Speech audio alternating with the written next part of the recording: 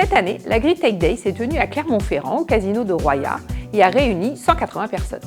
Chaque année, nous recevons des propositions de communication sur des thématiques différentes, telles que l'innovation dans la robotique agricole, l'intelligence artificielle, des solutions pour optimiser les conceptions, notamment de machines agricoles. En plus des conférences, nous organisons 2 visites et cette année, c'était chez Michelin et à l'Agrotechnopole.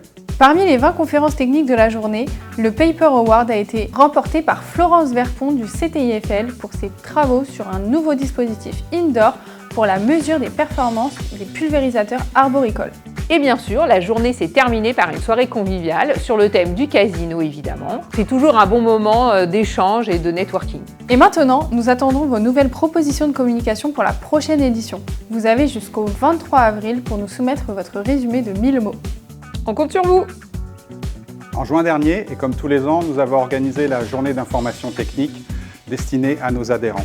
Cette journée est le lieu idéal pour décrypter, comprendre et anticiper les échéances réglementaires. Cette année, plus de 80 participants ont permis de découvrir et de décortiquer les échéances, notamment autour du digital, le règlement sur la cybersécurité, l'intelligence artificielle et les données.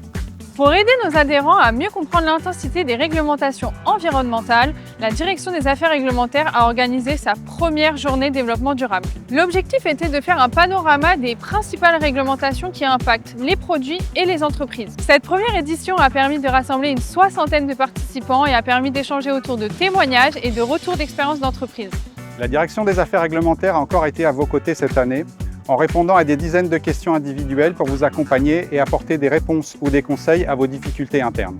En parallèle, nous continuons à vous fournir toutes les informations nécessaires pour anticiper et prévoir vos travaux, notamment par des articles que nous publions régulièrement sur notre site internet ou alors au travers de notre bulletin technique qui est publié régulièrement. Enfin, nous avons organisé cette année 3 webinaires pour vous aider encore plus à comprendre les réglementations. 3 thématiques ont été abordées cette année.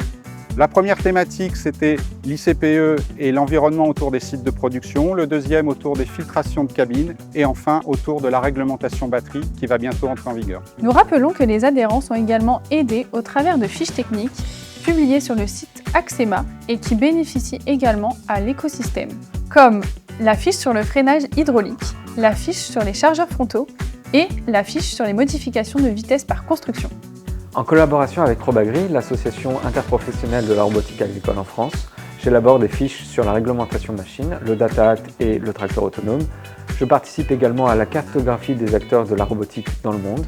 Et enfin, j'assiste Guillaume Boquet dans des commissions de normalisation. Nous avons mené cette année plusieurs actions d'influence pour répondre aux besoins de nos adhérents.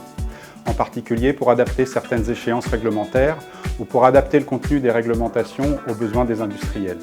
Ainsi, nous avons mené une action d'influence auprès du ministère de l'Agriculture afin de reporter l'application obligatoire des réceptions par type des tracteurs enjambeurs que nous avons obtenue. Nous avons également mené une action d'influence concernant le règlement machine avec la demande du report de certaines exigences. Construite avec nos partenaires au niveau national, le syndicat Evolis, cette demande a été reprise par plusieurs fédérations européennes. La direction a aussi travaillé sur une meilleure sécurité des engins. Nous avons poussé pour créer un cadre réglementaire pour le freinage hydraulique des anciens tracteurs et des nouveaux engins traînés. De plus, nous avons travaillé sur la position française pour la révision de la norme européenne sur les chargeurs frontaux. Bonjour, je m'appelle Cathy Solé et le 2 mars dernier, j'ai rejoint Axema en tant qu'ingénieur conseil technique.